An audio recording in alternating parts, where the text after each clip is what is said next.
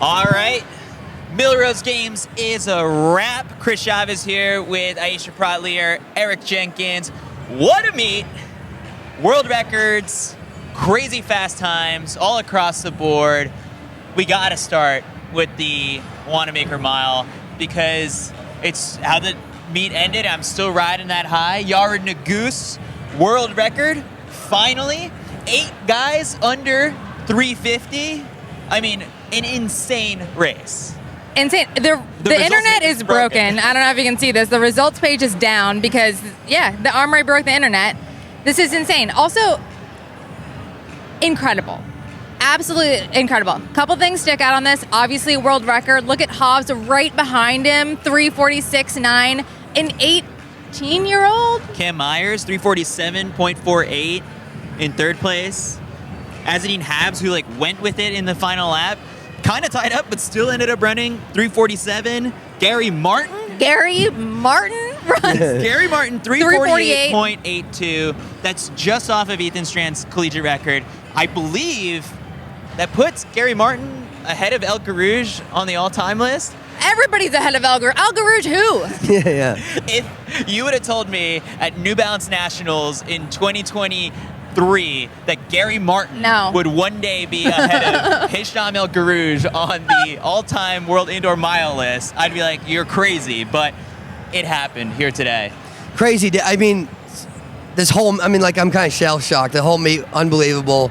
But that mile, I'm sure Ray Flynn, race director, when he saw that Josh Kerr is out, he's like, oh no, I'm going to kill myself. Yeah. And then, it's such an exciting race. Yared Nuguse looked incredibly strong. Hobbs Kessler, we were right on this backstretch, and we were like, okay, he's in perfect position, looking fantastic. He's got it, and then, couldn't quite. It looks like Yared's improved. He was able to kick from the front, closing it out. He looked fantastic. He left a gear. Unbelievably. That's a hard way to run 346. Very hard, yeah. Oh, yeah. Once the pacer dropped out. I think the pacer took him through a K. Did an excellent job. Excellent job. Alvarado. Yeah, Abe Alvarado killed it. I think they were at 154, right? So it wasn't insanely. It was measured. It was very measured. So we were talking about all this world record. Don't bring up world records. But we have one now. I'm so excited. But I mean, as soon as the main as soon as the 3K went off, it was just world records. Yeah. Galore. Non-stop. So it was, just unbelievable. The track is fast. We lost 4 layers of Mondo, and it worked. It worked. So I guess the other thing that sticks out to me about the way Yared, dominated this race was it actually still was a race at the end of it. Yes. Hobbs was never out of it. And I think that that's a good sign for Hobbs moving forward because he's closing the gap on Yared.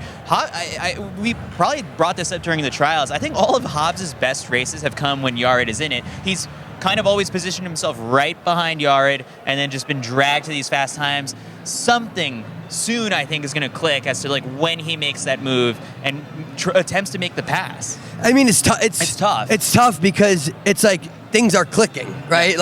It's a great performance. It's a fantastic performance. He ran what? 350. He ran 346. So it's he's just he's under the world record. Yeah. It's just that there's a guy right there. Yared with him. Nuguse. Yeah.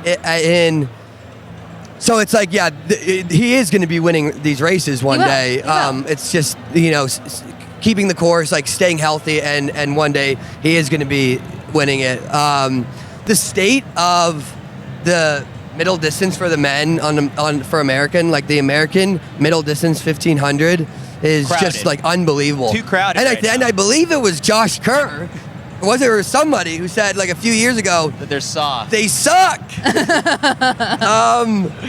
So it's pretty at the time he was right. Yeah. Yeah. We just needed that. We just needed Josh Kerr to say you guys suck. And look at us now. And look at not me. I would love to say look at it. It is so fun. They're absolutely killing it. That mile was unbelievable. Andrew Coskren, another result that just kind of gets overlooked there. Yeah. Irish national record 349. to do it in front of Ray Flynn And Eamon Coughlin, the and chairman Eamon of the Coughlin, boards. I mean, that's like inviting yourself to like the guy's birthday party and then like tipping over the cake and being like, all right, this is mine now. So big performance from him. I think I saw on Twitter, it was like Nick Willis had him for the win. Literally, I think of those top 7-8 guys, this massive confidence booster from here. You can go into a ton of these diamond leagues, and unless Jakob Ingebrigtsen is there, like you can contend for the win. And even if Jakob is there. Even if Jakob is there, I mean, I think what all of those men just showed is that they are now ready to step into that, to sit behind Jakob and be able to kick him down. And I think we've seen in the past, you know, when the Josh Kerrs are saying the Americans don't have it, there's now all the 9 men who can sit and contend. I mean, the game is absolutely changing here, like before our eyes. Yeah, and they're only going to get better when you're racing, because it used to be like, if you were the best American, like you could race the Americans, and it was a whole different experience when you'd go over to Europe and race against the best Europeans and the best Africans, because it's a different type of racing, and they were just on a different level than the Americans. But now the fields have changed, and so they're just going to be it's iron sharpens iron, and the more these guys race against each other, the better they're going to get, the more confidence they're going to get when they're in big world finals against each other. They know how they stack up against the best guys in the world. So yeah, it bodes well for them going forward. You need to start sneaking into the CU track on Sunday nights, because yeah. I think I was in the mix zone, and what they were talking about that they did this past Sunday was ridiculous. So the 3K guys, so that would be Kai, who had an amazing performance. Amazing we'll get to that race. in a bit. Yeah, they did like a cut down mile, and at the very end, it was just like, I think he ran 4:01. And it was controlled. Like, he was like, I could have gone faster, but I was told, all right, just keep it there. Yared ran 3:58 on the CU track last Sunday as part of his workout to get ready for this. Unbelievable. I'm just going to bring a sleeping bag, just break in and just like, sleep in the corner and just Sean wait. Carlson He's definitely not watching this. So, I'm sneaking in. I'm going to watch and report on what I see. Yeah. But impressive day for OAC all around. We'll get to the 3Ks in a little bit. But, I mean, we saw a world record. We saw more than one, but come on. Come on. It was fantastic. Yeah, what do you want to talk about next? Let's just stay on the miles, and then we'll go to the 3Ks. Yeah. All right, so on the women's Wanamaker Mile, Georgia Bell, 4:23.35. That's a 10-second personal best for her. Really got this win in the final 50 meters, where it was four athletes wide and very crowded. I think Nikki Hilt was running in like lane 2 for almost a the good whole majority of the race. Yeah. And Heather McLean makes a big move and just kind of ties up in the final 5 meters or so. But coming off of last week, I mean, that's 2 really good performances for Heather, who's planning to run at USA's, hopefully make the world team. Things are trending in the right direction for Heather. But yeah, it was big win for Georgia too. Yeah, like you gotta. If you're Heather, obviously, you know you ran a smart race and you just tied up a bit and got out-leaned at the line by 2 Olympic finals. Yeah, no, exactly. Like nothing to hang your head at that race. It was a kind of different race in that. No one went. It was the only race that they let the Pacers go. They let the Pacers go. Surprised about that. And I know that there's lots of big kickers, like, you know, the athletes we thought were going to win, you know, are all kickers. And so I was a bit surprised that they didn't go with the rabbit and make it an honest race. I mean, it was still fast, but it wasn't as fast as we were expecting it to be, especially after the races that had gone before it. But it was still really competitive. There were a few athletes that I thought, you know, had definitely had some off night, like in that race. You telegraphed it, Aisha, with the Elise Cranny prediction, because even some of the athletes who were up at the front of the race were like, I don't know if they watched the pre-race show, but they thought Elise would be the one to take it with the rabbit. Everyone looked around. Yeah, everyone looked around and said, where's Elise? Yeah. I guess we'll take it. But it was almost like watching a championship race. There was so much traffic. Everybody was 2 lanes deep almost the whole race. I'm honestly shocked that Georgia won, because she was pinging around in the back. She could not find the rail. Typically, when that happens, you want to be on the rail. You want to be running the shortest distance, but I would love to just watch a camera on all of her moves in that last 400 meters to like get to the front, because it was a lot of moves. Yeah. She's out here on the warm-up track, jogging around right now. But I mean, for someone like Georgia Bell, who, again, had an off 3K last week in Boston, this is a race that you got your swagger back. Yeah. Take it from here, go run the 15 at the Keeley Classic, attack the British record, and then just get ready for British Champs, which, in talking to her, she wants to run because she wants to get a little bit more of that tactical practice. I mean, today kind of showed it's like, yeah, you got to get the rust off yep. in a case like that. And then from there, go to World Indoors and try and medal after coming fourth last year. So the Olympic bronze medalist, not a shocker to win the Wanamaker Mile.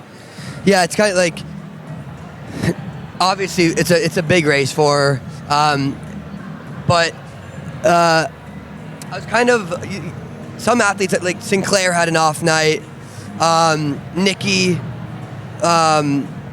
tactically tactically was just slightly off. I think yeah. Third place still in indoor PB, 423. But yeah, that's their best and performance ways to clean it up that Wanamaker. will make the race better in the future. But also, you don't expect that this is going to become a tactical race at Wanamaker. It's kind of one of those situations where you're entering thinking it's going to string out.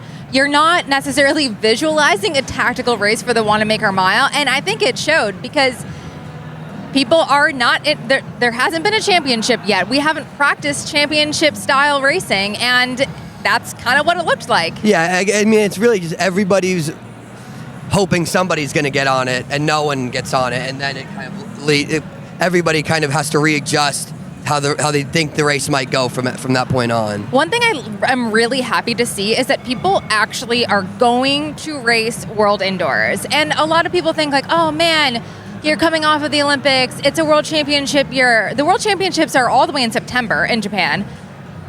There is such value in momentum. There is such value in exactly what you said about Georgia, like getting those reps in at those championship races. And you can really just build momentum of a season of, if you're a 4th, 5th, 6th placer, you can become a medalist. You just groove that pattern. If you're not making the final, you start making the final, and you just can ramp up and use that as such a springboard to have an incredible next Olympic cycle. I'm getting just bombarded with texts from Morocco saying I got to correct myself. El Garouche is just slightly ahead of Gary Martin, but Gary's right there. So I stand corrected on my previous statement, but I think Gary will surpass El Garouche very soon. El Garouche texted you? Yeah. He's like, I didn't like you guys saying El Gahoo. All right, let's move on over to the other world record that we saw. Oh my gosh. The men's 3K, which unfolded in a way that we could see coming, although like the Rabbits didn't make it as far as they would have hoped. So Grant Fisher ends up doing a lot of the work, pressing from the front.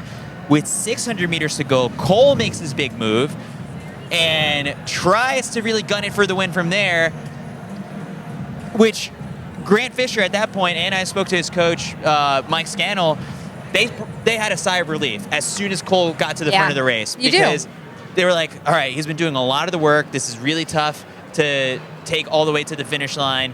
So once Cole made that move, it gave Grant that moving target. I can't believe he did. I mean, I think it was the race of the night. I think it was incredibly exciting.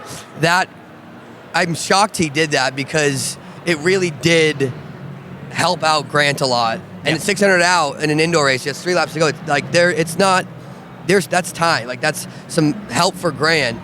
And it was fast enough where there was really no one out. Like, Kai Robinson ran fantastic, and he was right there. He looked great. He decided, I'm sticking my nose with these guys. And up until like 5 laps to go, sort of when the gap started to get created a little bit. But for Kai, this is his best race, I think, of his entire career. For sure. I mean, it was a fantastic race. But, like, if you're Cole, you're feeling clearly really good with 600 to go, good enough to take the lead when it was already insanely fast.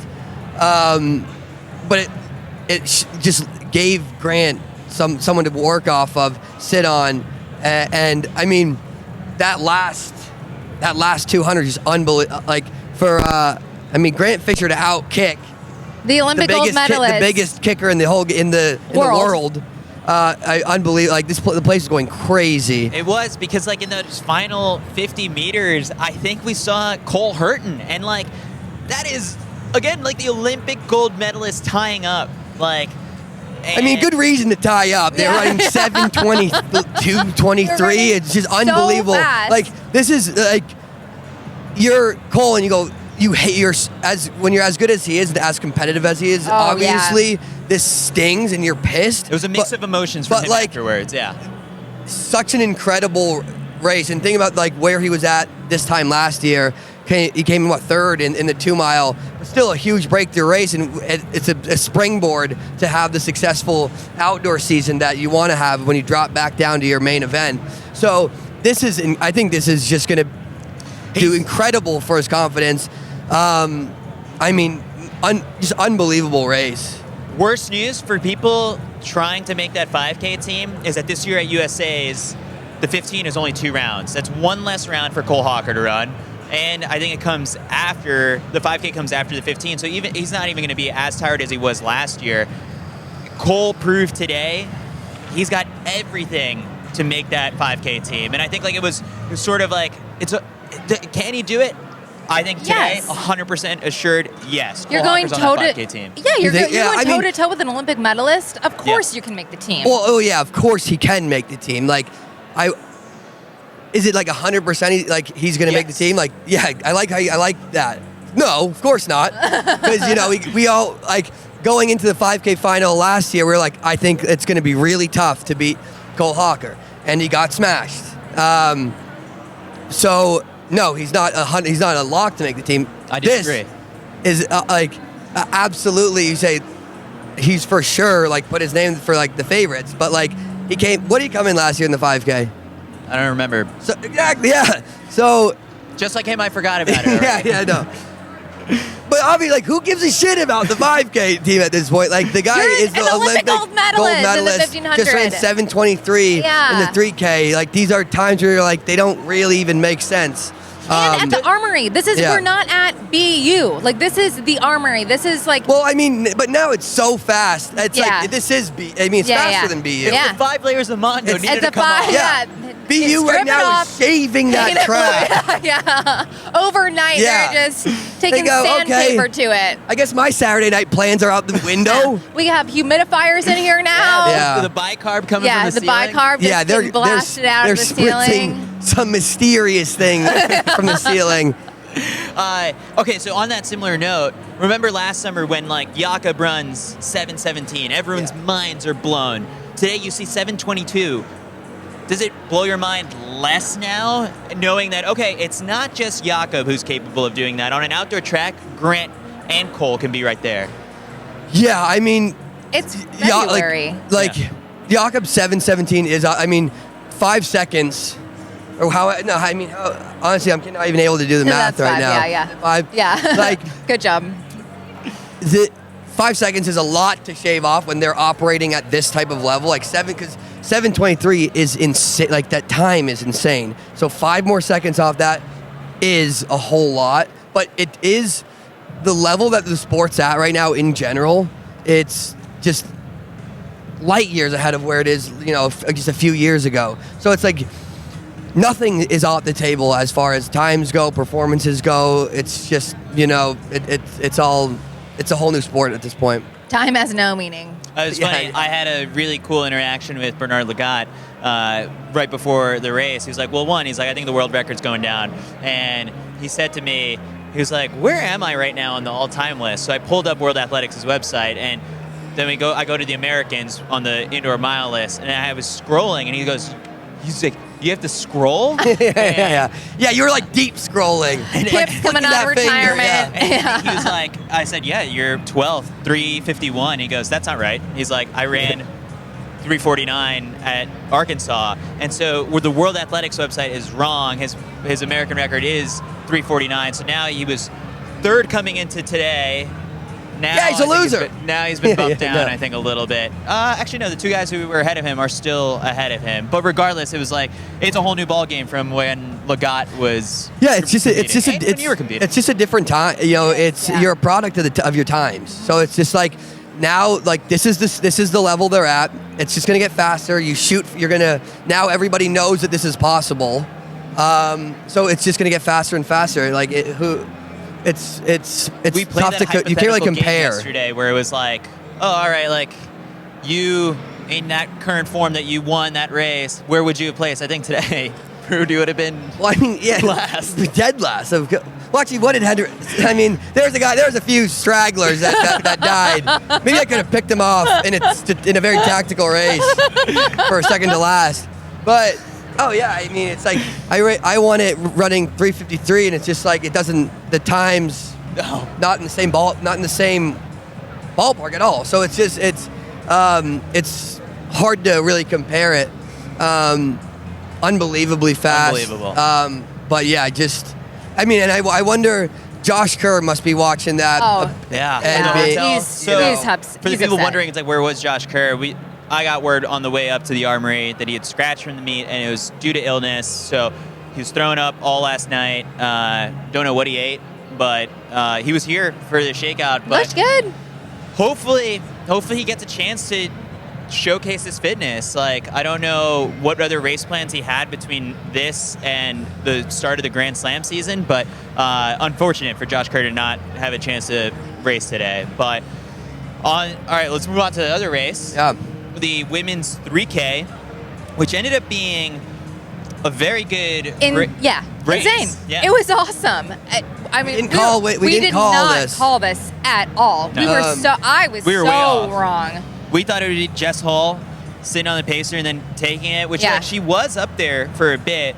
You could tell that the illness Wait, was were you? for real. Where is it? My You? That's sniffle your gate. Snifflegate. was. Snifflegate was right. Yeah, you Marcel might have been Jacobs right. not Yeah. here. And then Jess Hall maybe not at 100%. Yeah. So. Yeah. Snifflegate. I did. You were right. Yeah, this was. Whitney Morgan for the win, 8:28.03 PR for her. Josette Andrews, another second place. Josette Great looked to great. see Josette looked back. great because Great to see that. I don't know when she made her move, but when she made the move, like she was gone. It Yeah. looked like that she'd won the race at that point. For Whitney to be able to close that, and finish so fast and to be able to pick up the win was huge. But yeah, good to see Josette take a step in the right direction, like back to where the athlete she was. She was kicking herself afterwards about just like in this race in particular, she just felt like she never really got her full stride. She was chopping her steps, and just never really was able to give it like the full go. And it's that one move. I said to her, if you could make one move to change the outcome, she was like, it would have just been better positioning because the kick was there for her. That's what's so tough about the indoor track. It's tight. And we were talking about this yesterday. You have pretty much one move. Yeah. There isn't a lot of place to move. You see a lot of people waiting for the straightaway. The straightaway is tiny. You blink and the straightaway is over. So a lot of people just end up making kind of wild and crazy moves just because, you run out of time. And if your positioning is not airtight and perfect, if you're not looking up, looking around, scanning, feeling the space in between you and your competitors, like you make the wrong move and it can cost you the race. Whitney Morgan, I guess for her, this was just a good win coming off of the World Championship standard last week. She said she didn't know where her body would be at 1 week after such a hard effort, but essentially what she ran back was the playbook of how she ran this race 2 years ago when Alicia Monson was the one attacking the American record from the front, and she just kind of glued herself. So similar game plan here today, and then ended up getting the win. So Coach Diljit Taylor's training group is firing on all cylinders right now. Vibes are they're high. killing it right now. Also, Whitney can really kick. She was shot out of a cannon on the final turn. That was wild. I did not see that coming. It was incredible. Yeah. All right. Other shout-outs from this race. Sarah Healy, national record for Ireland, 8:30 for third place. Nozomi Tanaka, she's looking national good. record, She's looking 8:33. good. She's just getting going. There we go. I mean, today was just a day when a lot of people just ran PBs. Everybody ran PBs. So many national records. It was such a fast day. It's going to be interesting now that I kind of see this, the steeplechasers The steeplers are running pretty fast 3K PR. So that was Olivia Marquezich in 7th place, 8:37. Gabby Jennings, 8:47. Like, that's going to pay off benefits come outdoor season. And I mean, we're getting ahead of ourselves, but that's always just one of the biggest races to watch come USA's. A big barrier, especially for North American women, is that 9-minute barrier. We don't see that get broken very often, but a handy trick is add 20 seconds to your 3K PB, and that's right around when you can run for a steeple. So that's looking like a couple of sub-9s. Yeah, it really is. Oh boy. All right, other race to unpack. We Men's saw 8. American record in the men's 800. That was a crazy the race. Site is still broken because I can't pull up. I don't have a screenshot of that. I mean, those Hoey's results. form is honestly a great tactic. Bryce, you can't pass that. No. We talked a lot of shit about the form. No, I both did. did. I mean, but look, that guy got it done today. Yeah. That was. It takes a lot to make Bryce 143. Hopple look 143. just like, you know, Human. uncomfortable. Yeah, human. He was getting worked. I mean, he ran well. You know, he was with 200 to go. He's right there. He's trying to pass. It's so hard to kick in an 800. It is. Especially an 800 that fast. American record. But Hoey just, you know, he closed incredibly well from the front. The guy's on fire right He's now. on fire. When you're hot, you're he hot. It's The weirdest sky's part the about limit for his this, race was him running on the outside of lane 1 and eventually, I guess, making a pass on the pacer. And I asked him about it. I was like, what was up with that? It was so weird. And he was like, it's just because he's like, I'm so used to having my brother pace me that like this is a little bit different. I also wanted to just get out as hard as possible. And he brought up like this one thing that stays in his mind is like, I guess he was racing the mile at Falmouth last summer, was on pace to run a PR, and then just gets clipped at the very end and falls, and then that was it. And so he's like, when Bryce, he wanted to just get as much distance as possible from Bryce to avoid anything like that. Interesting way to run. You're just trying to gap the field from the front, and he did it today. And like in that last 150 meters, I thought Bryce would have the response that we're so used to seeing, but it fell apart, I think, in the last 20 meters of the race. I mean, it also looked like, but still really fast. Hoey was kind of like Yared Nuguse in the mile, like was able to really just stretch it out. And like his last, especially in the 800, where it's just like you're just so lactic, and it's trying not to. It's like the 400, like it's hard to kick. You're just trying not to fall apart completely. Who can die the least? Who can die the least, exactly, which is a lot different than a mile or a 5K, 3K, where you're closing hard. But it looked like Hoey was kind of closing. It wasn't just falling apart. Where Bryce was trying to kick, but he ended up kind of, you know, falling apart. He tied up, the incredibly fast race. So, yeah, Hoey's, I mean, shit, like Hopple, you don't see losing to Americans. No. And like This lights a fire under him. Oh, for sure. I mean, this is good for him. Like, you don't want to be too. He just lights a fire under him. Like when you're kind of the guy that everyone's firing at least for, you know, your countrymen. This is now. It's going to create a little bit of a rivalry. Really get him going for the outdoor season. Yeah, it's. I mean, the U.S. 800 final is going to be great if they both make it there. Well, to tie in another race, it was the 600, I think, that also adds to the intrigue for the state of the U.S. men's 800, because the way Will Sumner just went out in 47, I think it was, for the first 400, and then just closed hard in that final lap to run 114. Brandon Miller tied up at the very end. Isaiah Jewett was beaming there. Jewett and Sumner were two guys who were non-factors last year in the men's 800. So think about just this, what we have. We have the Olympic team. We have the Josh Hoey resurgence, plus these two guys who are now having a very healthy season. That's already like 5 or 6 guys for 3 spots on a team to Tokyo. Depth. It's going to be insane. The depth has really changed. I think we've gotten used to seeing 1 or 2 athletes at the top, sort of cream rises to the top, but now you have this entire trail, and it's just this entire level up that we've been seeing and we've been talking about. the game really has changed, and people running fast, people winning medals, that inspires so many people around you to say like, hey, I raced him in college. I've worked out with her. I've seen her at the track in Sedona. I know if they can do that, why can't I? And you've just seen this entire back end filled out to now we're seeing entire start lists with PBs, national records down the line. Almost there's pretty much nobody didn't PR today. Yeah. No, today was it. Yeah, even Quincy Wilson dying in that race. Oh, sweetie. He didn't get off the ground in the little mix zone area for about 30 minutes after the race. Like he was beat, and I was like, Quincy, this is the most tired I think I've ever seen you in a while. I was like, yeah, the 600 is no joke. And so someone like him, I think.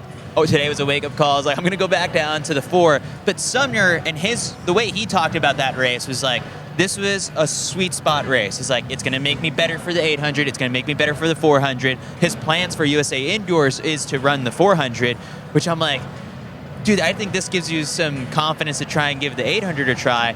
But again, then you're going up against the likes of Hoppel and Hoey. So, I mean, we've got an embarrassment of riches right now on the U.S. distance running scene. Yeah, so I mean, if you're Sumner, like, what if this is a great weekend? I mean, 1:14.04, just off of.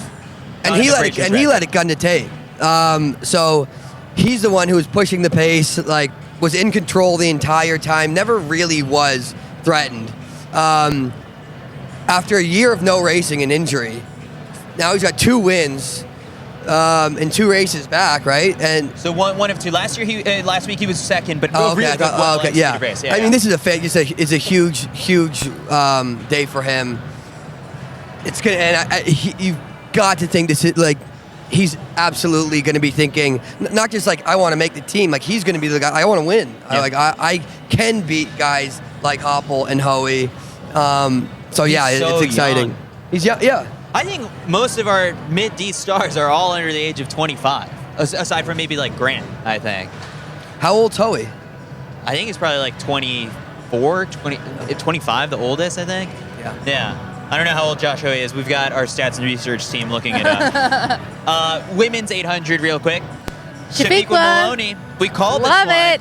Yes, love to see it. First time at the Armory, first time at the Millrose Games, 1:59.07 meet record to pull away from a field, which was honestly like... I'm shocked that's the meet record, 1:59. Yeah. The indoor 800 is typically not that fast. It's a really difficult race to time right on an indoor track, and we saw both 800s being faster, way faster than the norm here tonight. If you like, I have the race finish like photo pulled up here, and it's like there's, athletes out in lane 3, and Shafiqua just like held her position and kicked in that final lap to pull away from the likes of Addie Wiley, who tried to make a couple moves. Nia Akins was up in the mix. Olivia Baker runs really well at this track. She looked great. She finished second and two flat. I mean, the top 5 or top 7 were all 2 flat. So love to see it. A really strong women's 800. Going through the other races that we had today, we had, I guess this brings us to the sprints, right? Can we talk about the 60? Yeah, the 60. Yeah, so we lost Marcel. What we were hoping to see was a good race from Trayvon, and we got one. So Trayvon, yeah, Trayvon comes second. 6:59. Who needs Marcel when you got Marcellus Moore, 6.56 for the win. He's, I think, an unattached athlete. He got added to this field 48 hours ago. Really? Yeah. Oh my gosh, that is amazing. Yeah. I think he's based in Texas, and I think got the call from Ray Flynn, and he's like, "You're in," and so he's got to get on a plane to New York. What a dream! Like, that's a lot of pressure. That's a lot of stress, but it's also a lot of excitement of what a great opportunity to come out as an unsponsored athlete and say, like, "All right, yeah, let's sign some contracts." Definitely. So Marcellus Moore, Trayvon Brumell, PJ Austin rounds out the podium in 6:61. That was an entertaining race. On the women's side, Jason Sears. Oh my gosh, she looked good. She Hot looked streak. really good. Yeah. That's another athlete on a hot streak right now. Takes the win in a world lead of 7.02. Beat Celera Barnes, beat Aaliyah Hobbs, beat Zoe Hobbs, Destiny Smith Barnett. Like a really strong field assembled here today. That for the rookie, in a sense, like she's gaining all this momentum right now. And putting a lot of daylight between herself and the rest of the competitors. I mean, that was a really decided race. Oh, yeah. She was a few steps ahead in the race like a 60 to be able to do that. We could only dream of such a thing. yeah. Dylan Beard goes back-to-back. He had a huge day. Yeah. World leading time, right? 7:30? Yep. 7:38, that's right. Crazy. Cordell Tinch, second place. PR for him, 7:43. That's a good sign of things for him after a little bit of a rough year in 2024. And then over on the women's 60-meter hurdle side, Masai Russell is on one right now.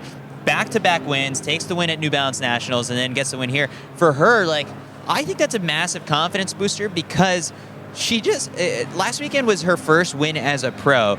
That was kind of like the storyline around her. It was just like she won the trials, and it was she didn't win any other races aside from that, and then the Olympics. Masai Russell just couldn't put it together in the regular season. Well, guess what? She's opening up the indoor season now, winning everything. Yeah, I think winning the Olympics is like... Yeah, who cares about the other stuff? It's like a good confidence boost. But then it was just like she got beat at the Diamond Leagues that followed at Athlos, but... If I'm the Olympic gold medalist, I do not give a shit. Yeah. I am, whatever. I will lose every race. I'll come in last, and I will be, waving and kissing babies. But now she does have the momentum. She has the crown. She's coming out. She's showing why she's the Olympic gold medalist, and it's something you love to see.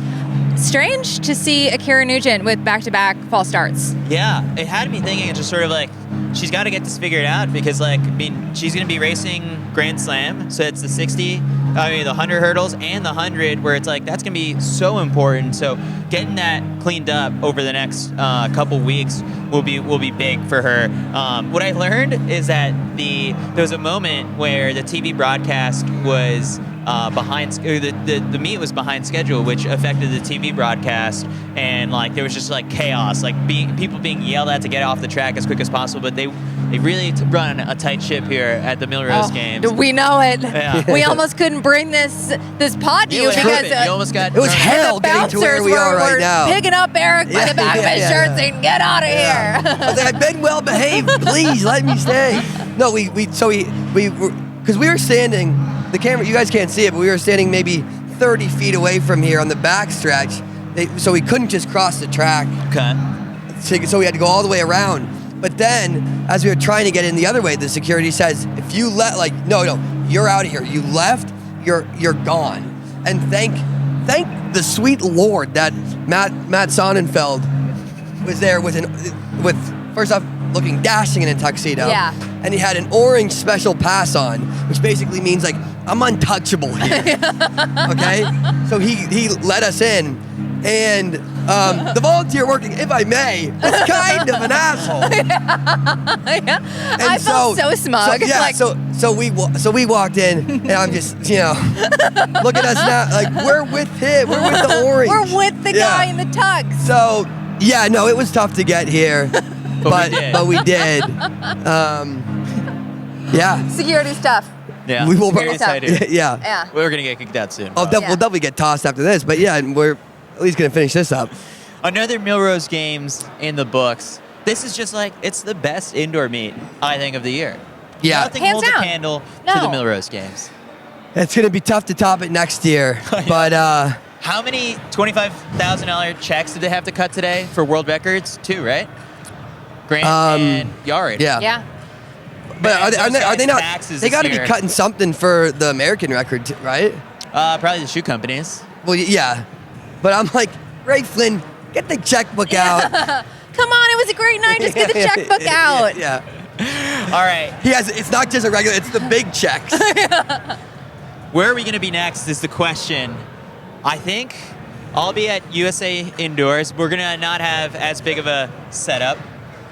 Oh, like the three of us? The dream team? The thing that we saw in the comment section and in the messages, it's really nice when people say oh, we missed this, because we missed it too. Yeah. So I think the plan will be for us to go to Jamaica together. Let's go to Miami together. Let's go to Philly together. LA. All right, sure. Twist my arm, Chris. I'll go. Get the sunscreen ready Get for the this guy. sunscreen ready. I'm ready. SPF 100. Look at this porcelain skin. I'm ready to get burned. Could use a little sun. Freezing out here. We will be at the Grand Slam meets. We'll be at the U.S. Championships. We're going to take this Boston show Marathon? on the road. Boston Marathon as well. So we've got our work cut out for us, our travel cut out for us. We're going to be, bringing our passport everywhere like we're Nozomi Tanaka. Yeah. All right, that does it for another Millrose Games. Chris Chavez, Aisha Protlier, Eric Jenkins. Thanks for watching.